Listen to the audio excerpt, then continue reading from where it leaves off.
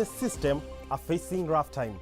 The by-elections today will be a litmus test to newly rebranded UDA, while the Western Kingpins are also on the spot. Who will blink first? Does the Independent Electoral and Boundaries Commission have the capacity to conduct a free and fair elections? Only time will tell. Good evening and welcome to Breaking Today. We do have a comprehensive bulletin on the latest news-making headlines across the globe. My name is Clifford Ndubi and my sign language interpreter is Teresia Washira. But first, here are the highlights.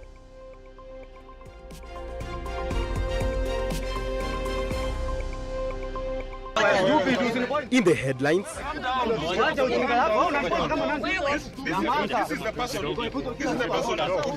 chaos, violence and tear gas mar by-elections as Tanga MPs are arrested. Ningeendelea kuhimizia wenzangu wa Kenya ya kwamba bado jangwa hili la ugonjwa liko nasi. Stop peddling falsehoods on COVID-19 vaccination exercise. President Uhuru Kenyatta cautions the public. Patient on any other who have any other autoimmune diseases. So if you have any hypersensitivity to eggs and chicken. And we tell you people who will be exempted from the vaccination exercise, which will kick off tomorrow.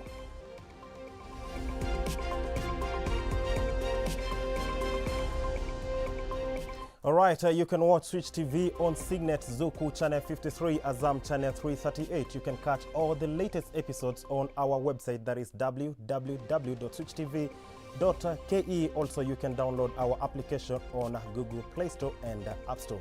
Our 30 minutes of the broadcast begins now, but first and foremost, do you have confidence with the country's election process? Do you have confidence with the country's election process? Do send in your SMSs to 111 444 111 across our social media handles at Switch TV Kenya, at It's Clifford KE. Remember to use the hashtag Tipping Point.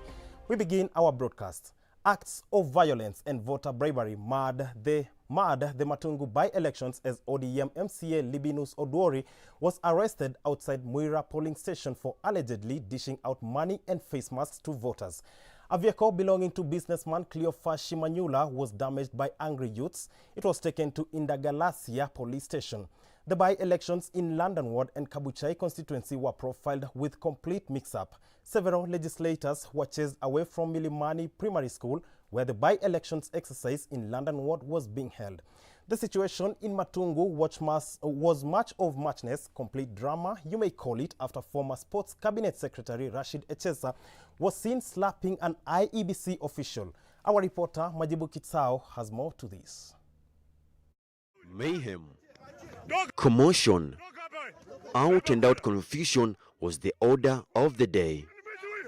The by-elections in London Ward were in complete havoc after political leaders locked horns with police officers, something which led to the dismissal of Elgeyo Marakwet Senator Kipchumba Murkomen, his Nakuru counterpart Susan Kihika, and Langata Member of Parliament Nixon Korir from Milimani Primary School, where the exercise was being conducted. In Matungu, the situation was identical. Police have now launched a manhunt for former Sports CS Rashid Echesa after he was caught on video slapping an IEBC official during the Matungu parliamentary by-election in Kakamega County. Echesa is reported to have disappeared after the incident, which occurred at Bulonga polling station. Majibu Kitsao for Switch TV. Thank you, Majibu Kitsao. Still on the by-elections, Independent Electoral and Boundaries Commission IEBC Chairman Wafula Chebukati has condemned the assault of an election official in Matungu, Kakamega County. The incident, which was caught on camera, showed former Cabinet Secretary Rashid Echesa slapping an IEBC official. Speaking after touring Kiwanja Ndege polling station in Naivasha, Chebukati called for immediate arrest of Rashid Echesa over the incident. The unfortunate incident today was at Matungu, where a former cabinet minister slapped an IEBC official who was in the course of his duties.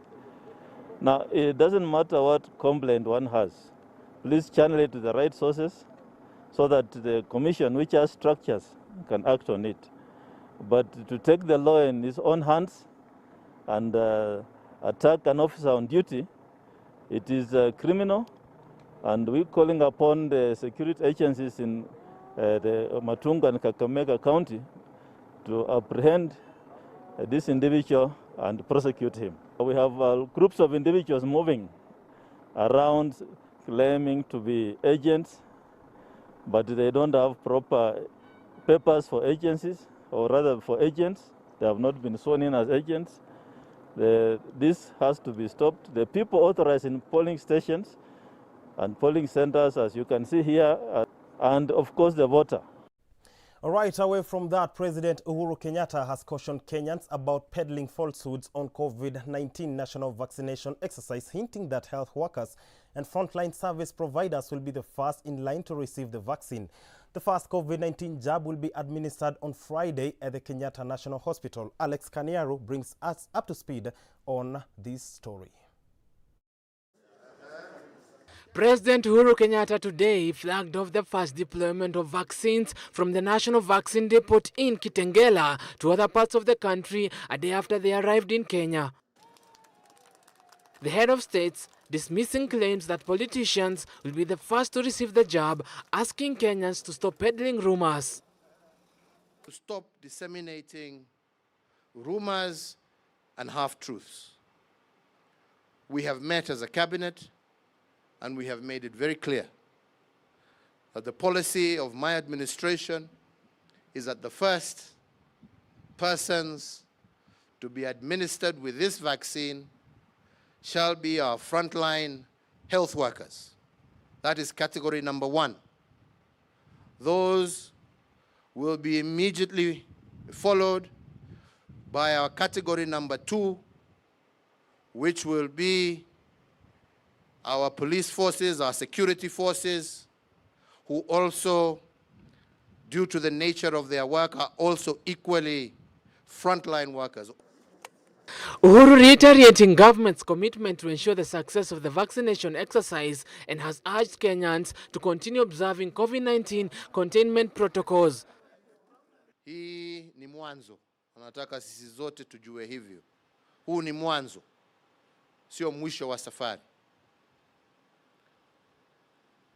Na tunataka kuhakikisha ya kwamba Wakenya wote wameweza kupata chanjo ambaye itawasaidia kuzuia huu ugonjwa wa COVID-19. Na hata wakati tunaanza hiyo safari, ningeendelea kuhimizia wenzangu wa Kenya ya kwamba bado jangwa hili la ugonjwa liko nasi. Tusione ya kwamba sasa madawa yamefika, maisha itarudi kikawaida. Naendelea kuwaomba kwa heshima kubwa sana Wakenya wenzangu ya kwamba lazima tuendelee kujikinga na huu ugonjwa.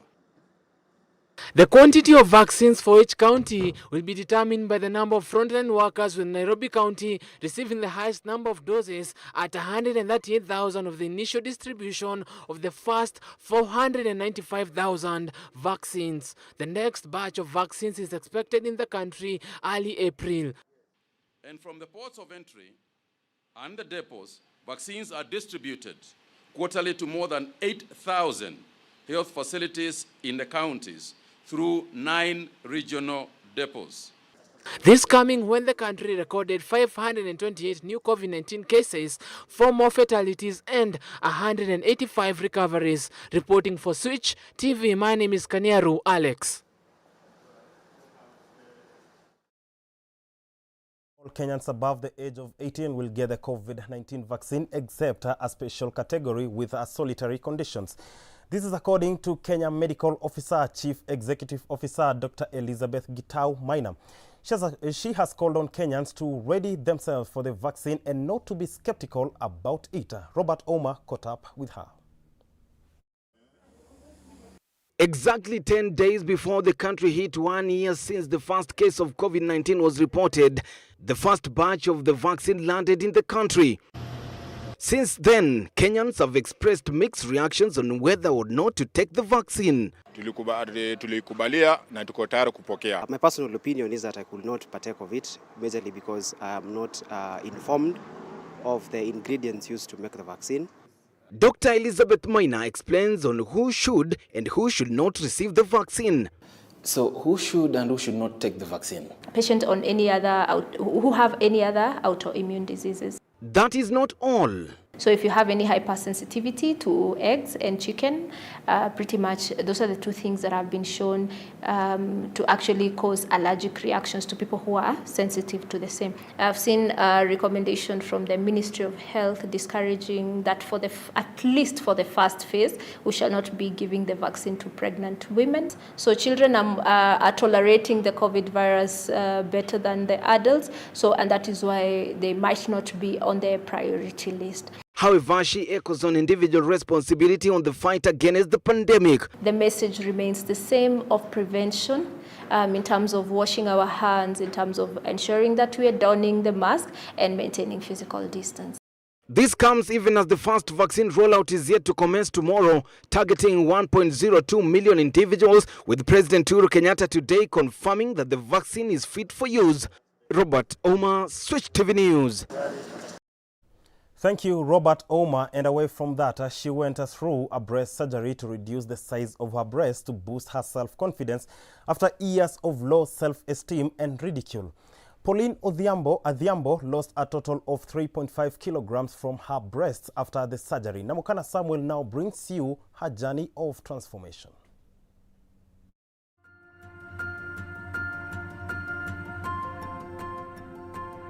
In an African context and a layman's angle, I am here today to understand why someone will undergo a plastic surgery in the country. Pauline Adhiambo, a jovial lady and a resident of Nairobi, underwent a plastic surgery on her breast to reduce their size. I always had esteem issues, and most importantly, the breasts were too heavy. I was a 36J and it was reduced to a D. So the breasts were too heavy. That's the main reason. And I had neck pains, and I had shoulder pains. A few occasions I had infections underneath the breast. I always felt different from everyone else, different from the girls. I was taken to a boarding school by my parents, so I was very different from the rest of the girls. I didn't even want to shower in front of them. I didn't want to dress up in front of them because I was different, and a few people had pointed out, your boobs look a little too large for your age. I think the only negative comments I've gotten are from people who do not know me and have not really seen the struggle, and it's mostly on Instagram. There's actually one person that constantly, every time I post something, they'd be like, you looked better before, why did you do it? And for Pauline, the recovery process wasn't a walk in the park. I will not lie. I did not enjoy the recovery process at all. I did not. It took me a month. Of course, people heal differently. It will not be a month for someone else, but I just took a month for myself. They took out 3.5 kilograms of, it should be both fat and tissue. Yeah, it was 3.5 kgs. Dr. Ken Alwora, a plastic surgeon, however, explains that this process is not as easy. So let's say you have 5 big books on your back. I'm sure when you get home you just want to drop the bag, but now you can't drop your breasts. So it's really heavy on the patient. And how we know that is because, one, they'll have symptoms like neck pain and back pain. But after that, I have had testimonies of people saying your personality has changed completely, you're a new person, and I'm feeling good. Shopping has been very easy. It was actually the most exciting part of it, that you can get clothes that actually fit you. The process has its shares of side effects. But there is a risk of nipple loss because of the blood supply to the nipple. Then the other issue is sensation to the breast and the nipple. I was told that if you just walked into a hospital, they would charge between 450 to 800,000. depending on the hospital. But I went through the Gigantomastia Foundation, and they sponsor 70% of the cost, so you have to get the 30. According to the board rates for the surgeon's fees, of course, will start from around 200,000. That's according to the 2016 guidelines of the Kenya Medical and Practitioners Dentist Board. This surgery had adverse effects on her social life. Liking towards bigger people, because I think in my mind, my brain was telling me, oh, he looks big, so you will look big together and something like that. But right now that I feel okay with what I look like, any person who is good can, you know. Namukana Samuel, Switch TV, Nairobi.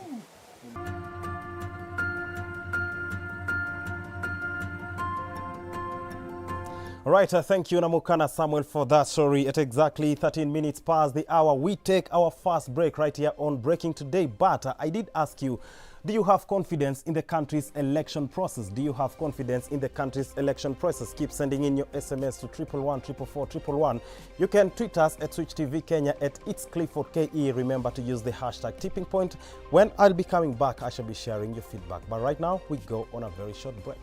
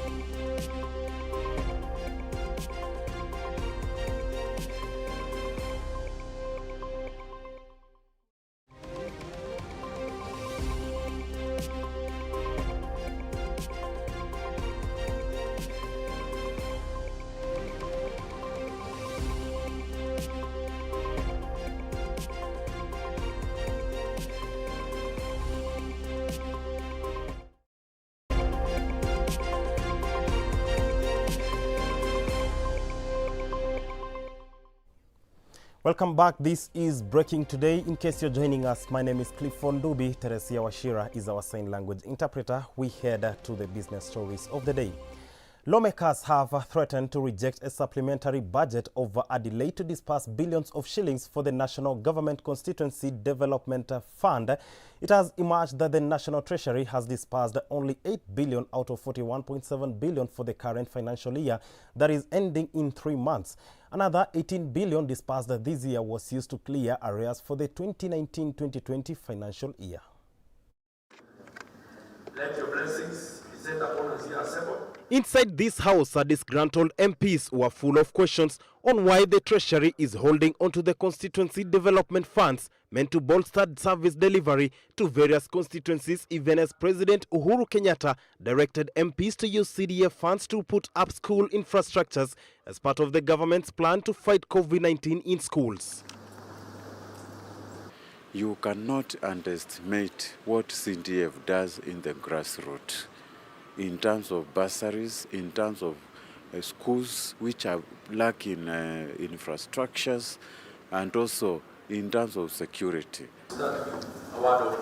Yesterday, after appearing before the Budget and Appropriation Committee of the National Assembly, Treasury CS Okori Atani clarified that the Treasury has indeed disbursed 26 billion to the CDF board. I am calling upon the CS Treasury to stop these jokes. So many people have pegged hopes on bursaries and other things the CDF do. Schools have got serious dilapidated infrastructure. I just want to clarify that to date, contrary to some press reporting, that we have not disbursed resources to the Constituency Development Fund, I want to confirm that as of today, we've disbursed 26 billion to the CDF board for onward distribution to the various counties. Amen.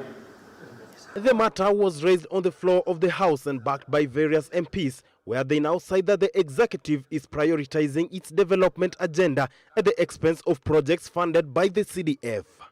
It will be travesty of justice denying them the money they never got, while other constituencies got full allocation. The amount we are talking now, it is supposed to be disbursed for 2020-2021, and that is the obligation the Treasury has not met. For now, the ball is in the CDF board's court to ensure the money they have received is distributed evenly to all constituencies, and now it is a matter of wait and see if MPs will shoot down the supplementary budget that will be finalized on Monday. Clifford Ndubi, Switch TV. All right, and away from that, President Uhuru Kenyatta has asked foreign diplomats serving in Kenya to continue partnering with the government in advancing shared global aspirations. The head of state appraised the envoys on key local and regional developments and explained Kenya's position on several global issues, saying the meeting was a demonstration of the country's strong democratic credentials. He said Kenya will continue working to secure its economic future, deepen democracy, ensure equitable distribution of national resources, and manage its diversity by partnering with others. On the economy, the president noted that Kenya's aspirations are succinctly outlined in the country's Vision 2030 blueprint, saying his administration's focus is to build a united country with a fast-growing economy as captured in the Big Four agenda.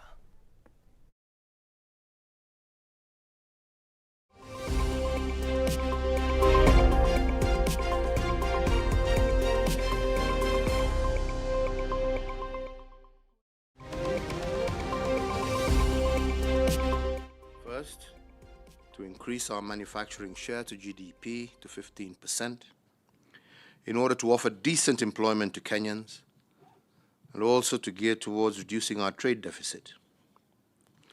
We have, again, as many of you know, consistently improved the business environment, and we are now close to achieving the set target of 50 in the World Bank Ease of Doing Business ranking, having been ranked at 56 in 2020. Friends and partners, as well as allies, we are more successful, I believe, when we understand each other's visions, as well as our aspirations, and we work together to fulfill it. Thank you for your ongoing support to these programs, and indeed invite you to redouble your efforts and work with us to rebuild the growth momentum towards the social economic transformation of our country as we work together for that reinvigoration of the global economy. BI is about perennial issues that we need to address as a nation, particularly political transitions, negative ethnicity, inclusion, equitable development, as well as our fight against corruption. And away from that, the European Union and the European Investment Bank under Team Europe are providing 15.8 billion shillings, that is about $145 million to Kenya's Regional Equity Bank to enhance financing to companies most impacted by the COVID-19 crisis. Thomas Ostros, Vice President of the European Investment Bank, said that the Kenya Team Europe COVID-19 Response Access to Finance and Kenya Agriculture Value Chain Facility initiative will support access to finance and at appropriate conditions for Kenya's small and medium entrepreneurs. James Mwangi, CEO of Equity Bank, said that the support will strengthen the bank's position to further enhance the strength of medium and small enterprises, which are key actors in the value chains of the ecosystems in the economy. For the SME that has been out of business for approximately a year, because we shut down our economy in March last year, and we are now in March, working capital has been depleted. And we thought as a bank that has 72% of its entire loan book in the SME segment, that it was important for us to lead and stimulate that sector. AB is committed to supporting private sector investment in Kenya and works with leading Kenyan banks, financial institutions, venture capital and corporate partners to provide high-impact and targeted financing to help entrepreneurs, smallholders, and business grow. Launching a dedicated support line to really help the backbone of the Kenyan economy, the small and medium-sized enterprises themselves be able to recover from the challenges they faced during the COVID pandemic. Ministry, we would wish to congratulate the two institutions, that is Equity Bank, for their own facility that will go a long way in supporting SMEs. Finally, on to our last story on business today. Mobati Rolling Mills has commissioned a rainwater harvesting system at Westlands Primary School in Nairobi. The water harvesting system will maximize water harvesting from roofs for homes and institutions. Westlands Primary School has over 1,400 pupils and about 50 teachers and non-teaching staff. This new installation will reduce the school's reliance on metered water and reduce its consumption by as much as 50%. This will save the school from the perennial problems of unreliable and costly water supply.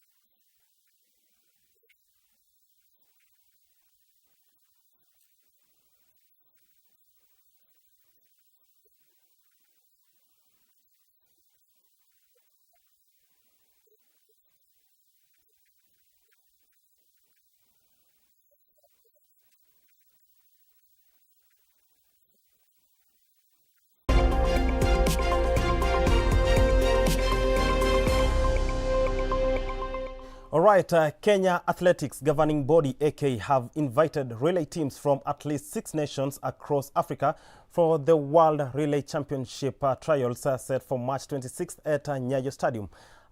Athletics Kenya Director of Competition Paul Muti said they have invited South Africa, Nigeria, Botswana, Ethiopia, Uganda and Tanzania, among others. South Africa, Botswana and Uganda have confirmed their participation for the national event, which will culminate in a Kenyan relay team to the World Relay Championships in Selassie, Poland on May 1st to 2nd. Because it's Saniak! Here he comes, streaking down the back straight. The two girls are overhauled. The Brazilian stumbled there for a moment.